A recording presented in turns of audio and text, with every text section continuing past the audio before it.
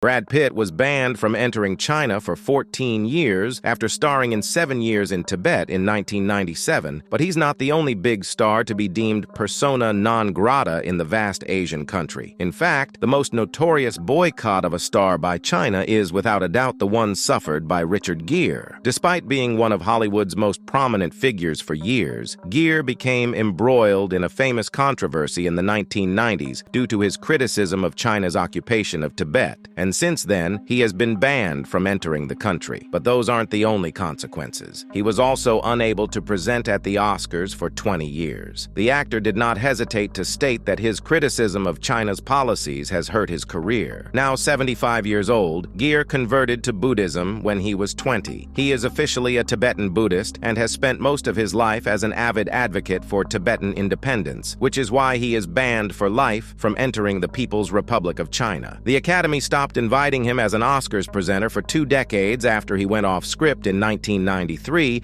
to denounce the Chinese government's practices. The organization insists they don't ban presenters, but in an interview with GQ, Gere explained that studios are driven by profits, yet he continues making the same types of movies as always: small, interesting, character-driven stories. According to him, this hasn't affected his life at all, but it did affect his career. The actor mentioned that there are movies he can't be part of because the Chinese would oppose them. Looking at Richard Gere's filmography, it's clear that his career changed dramatically. In 2017, he revealed in an interview that his public criticism of China's occupation of Tibet had limited his opportunities in major productions. Gere said that someone recently told him they couldn't finance a film with him because it would upset the Chinese. He also added that he had a project with a Chinese director who, 2 weeks before filming was set to begin, apologized and said he couldn't go through with it. This conversation took place through a secret phone call on a secure line. The director revealed that if he had worked with Gere, he and his family would never have been able to leave the country, and his ability to work would have been jeopardized. As a result, Gere was convinced that producers of major projects preferred to avoid working with him,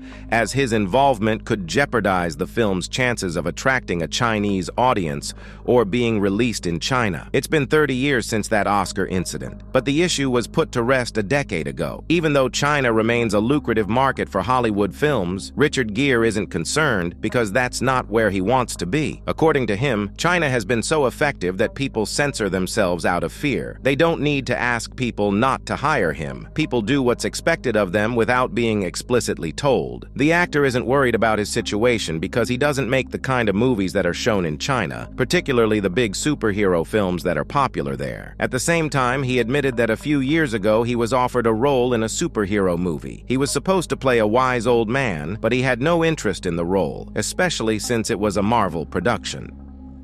If you liked this video, I invite you to watch the one that's appearing on screen now, where I talk about the tragic story of Jim Carrey and his journey to fame. Click on this video.